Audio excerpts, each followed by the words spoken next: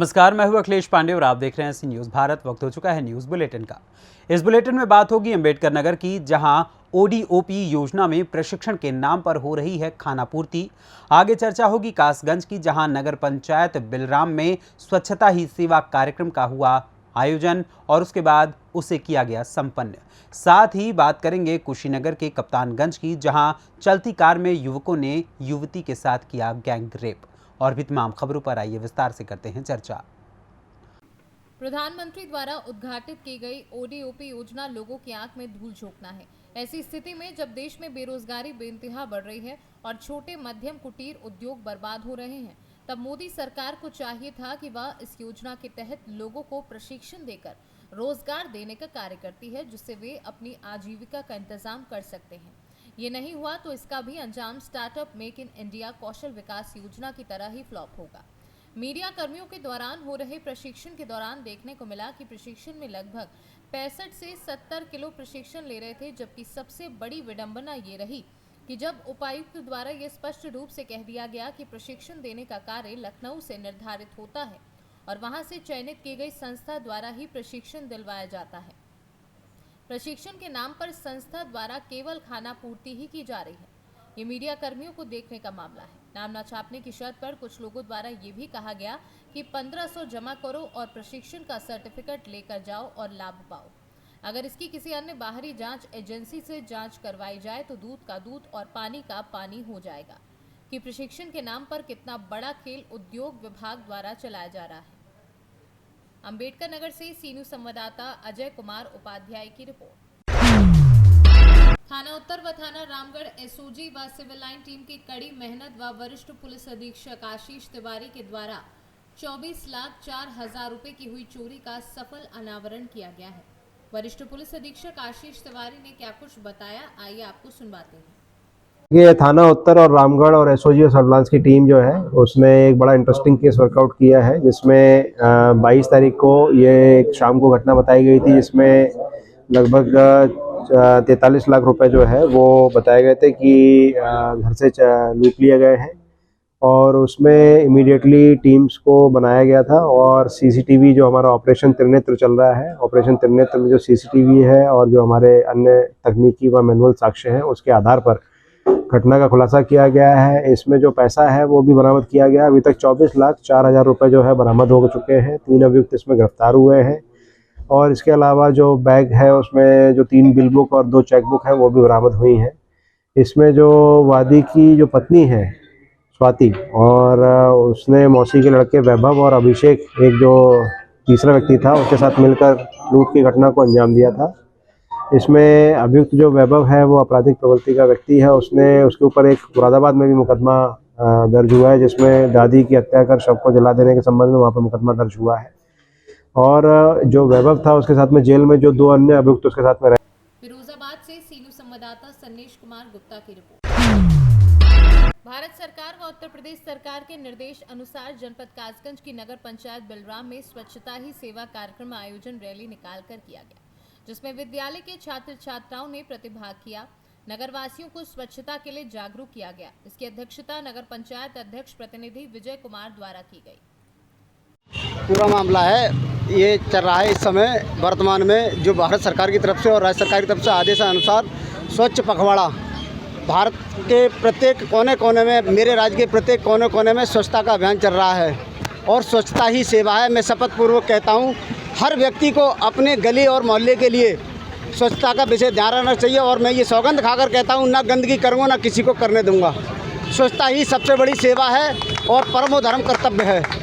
जब मैं स्वयं साफ रखूँगा तो मेरा शहर साफ रहेगा। जब मैं गंदगी नहीं होने दूँगा तो किसी को भी करने नहीं दूँगा। कासगंज से सी न्यूज़ संवाददाता मानपाल यादव की रिपोर्ट।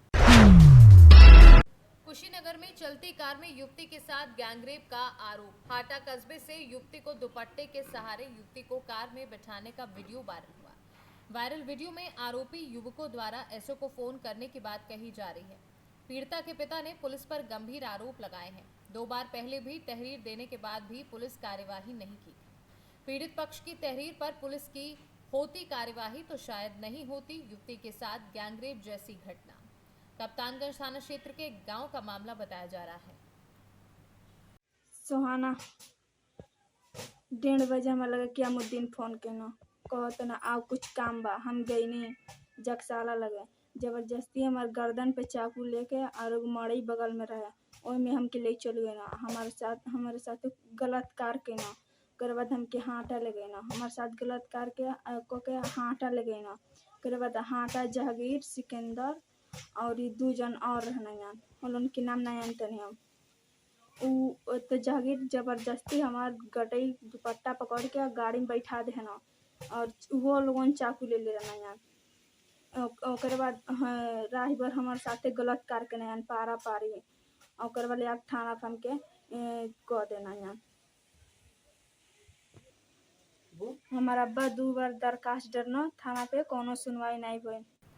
कुशीनगर से सी न्यूज़ संवाददाता सत्यनारायण चौरसिया की रिपोर्ट। सिद्धार्थनगर जिले के करौंदा मसीना आजाद महाविद्यालय पर पंडित दीनदयाल उपाध्याय की जयंती पर डीजी शक्ति द्वारा युवाओं के तकनीकी सशक्तिकरण के तहत स्मार्टफोन वितरण समारोह का आयोजन किया गया, जिसके मुख्य अतिथि डुमरियागंज सांसद जगदम्बिका पाल, खंड विकास अधिकारी जोगिया अरुण कुमार श्रीवास्तव ने लगभग 20 छात्र छात्राओं को स्मार्टफोन वितरित किए। डुमरियागंज सांसद जगदम्बिका पाल ने प्रधानमंत्री एवं मुख्यमंत्री की योजना गिनाते हुए सभी छात्र छात्राओं के उज्जवल भविष्य की कामना की। स्मार्टफोन वितरण कार्यक्रम में आजाद महाविद्यालय प्रबंधक मुमताज अहमद, भाजपा नगर अध्यक्ष रियाज सिद्दीकी, ग्राम प्रधान मोहम्मद सैयद खान, ग्राम प्रधान वजहुल कमर, अल्ताफुर रहमान खान, अशफाक खान, संतोष मोदनवाल एवं अन्य लोग मौजूद रहे। सिद्धार्थनगर से सी न्यूज़ संवाददाता धर्मेंद्र कुमार की रिपोर्ट।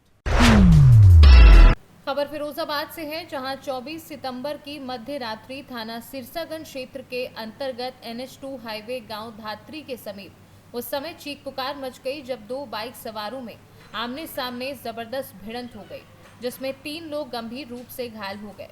स्थानीय लोगों में उसके बाद अफरा तफरी मच गई। स्थानीय लोगों के द्वारा एम्बुलेंस 108 को सूचना दी गई और सूचना मिलते ही तत्काल घटनास्थल पर एम्बुलेंस पहुंची और घायलों को एम्बुलेंस की सहायता से संयुक्त चिकित्सालय शिकोहाबाद ले जाया गया, जहां तीनों घायलों को प्रथम उपचार देने के बाद हालत अधिक गंभीर होने के कारण जिला अस्पताल फिरोजाबाद के लिए रेफर कर दिया गया है। मैं इमरजेंसी मेडिकल टेक्नीशियन हूँ 108 एम्बुलेंस पे जी। ये धात्री पे एक्सीडेंट हुआ है, बाइक में दोनों बाइक में गंभीर रूप से 3 लोग पेशेंट घायल हैं। उनको लेके आए सुखाबाद जॉइंट हॉस्पिटल सुखाबाद में। इनका सुचारू रूप से इनका इलाज हो रहा है। क्या स्थिति है तीनों की? क्या स्थिति है तीनों की? इनकी स्थिति 2 की तो गंभीर है, इनकी ठीक है, 2 ही गंभीर है। फिरोजाबाद से सी न्यूज़ संवाददाता सन्नेश कुमार गुप्ता की रिपोर्ट। शिकोहाबाद में श्री बजरंग सेवा समिति की ओर से चौमुखी महादेव मंदिर में कलाकार सम्मान समारोह आयोजित किया गया, जिसमें सुंदरकांड का पाठ, रामायण का पाठ करने वाले कलाकारों और सदस्यों को सम्मानित किया गया। कार्यक्रम समिति अध्यक्ष देवेश सारस्वत की अध्यक्षता में रविवार को हुआ। समिति के सदस्यों द्वारा बजरंग बली का पूजन कर पदाधिकारियों को मंचासीन कराया। हनुमान चालीसा का पाठ और राम भजन के साथ कार्यक्रम की शुरुआत हुई। वहीं सुंदरकांड का पाठ के अच्छी प्रस्तुति देने वाले राजेश कुमार को प्रथम, कोमल सिंह यादव को द्वितीय और विपिन वशिष्ठ को तृतीय पुरस्कार से सम्मानित किया गया। आज का आयोजन समिति के जो कर्णधार हैं, जो समिति के कलाकार बंधु हैं, उनको सम्मानित करने के लिए, क्योंकि हम उनको न तो कभी पैसा देते हैं, न कोई मतलब न धन देते हैं, न कोई तनख्वाह देते हैं, उनको सिर्फ जो है कि सम्मानित ही करते हैं हम लोग। उसी सम्मान के लिए आज हम सब लोग एकत्रित होकर उनका सम्मान करने के लिए ही आए। दिनांक 24 सितंबर 2023 दिन रविवार को हमारी बजरंग सेवा समिति के कर्णधारों का सम्मान समारोह किया जा रहा है। जिन कलाकारों ने जो वर्ष भर मेहनत की समिति के लिए, उनके सम्मान में आज का ये कार्यक्रम रखा गया है और से सभी पदाधिकारी व सदस्यगण मौजूद हैं।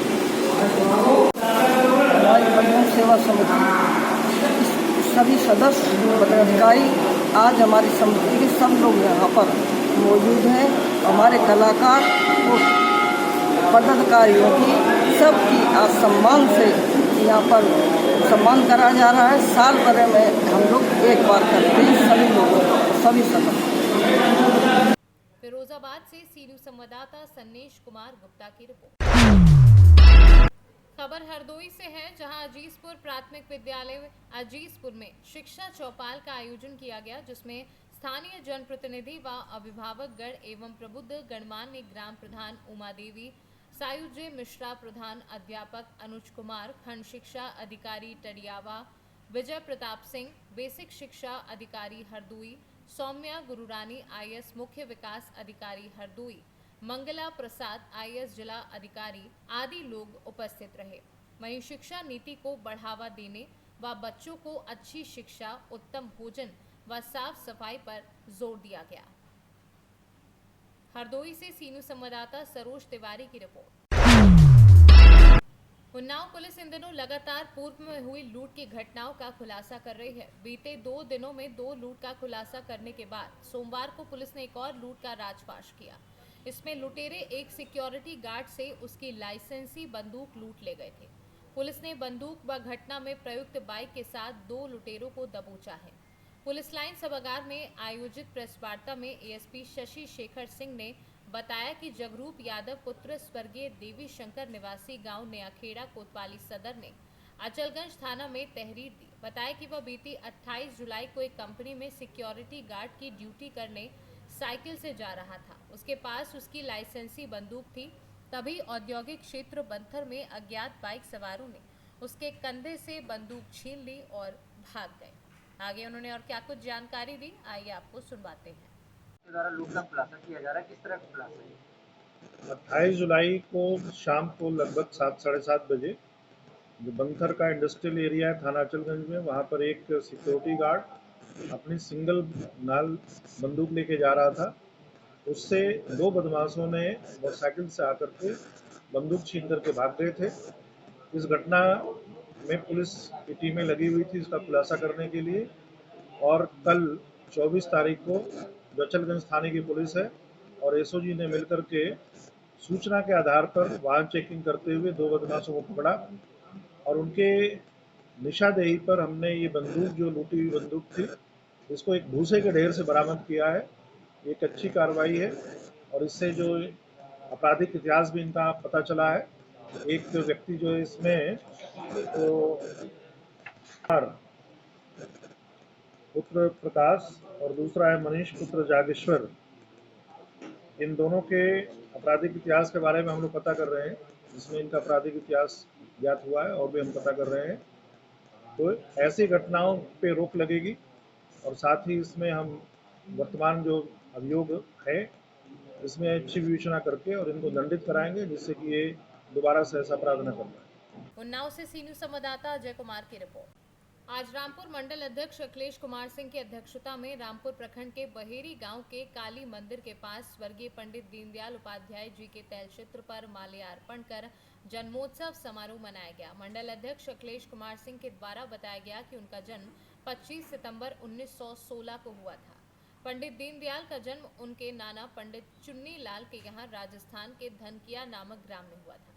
पंडित दीनदयाल का ये संदेश था कि वह अवसरवाद से राजनीति के प्रति लोगों का विश्वास खत्म होता देख अपने राष्ट्र की पहचान को भुलाना भारत की मूलभूत समस्याओं का प्रमुख कारण बिना राष्ट्रीय पहचान की स्वतंत्रता की कल्पना करना व्यर्थ है। नैतिकता के सिद्धांत किसी व्यक्ति द्वारा बनाए नहीं जाते बल्कि खोजे जाते हैं। कैमूर से सी न्यूज संवाददाता राम प्रवेश तिवारी की रिपोर्ट। फिलहाल के लिए इस न्यूज़ बुलेटिन में बस इतना ही। देश दुनिया की तमाम खबरों के लिए देखते रहें सी न्यूज़ भारत। हर खबर आपके साथ, आपके हाथ।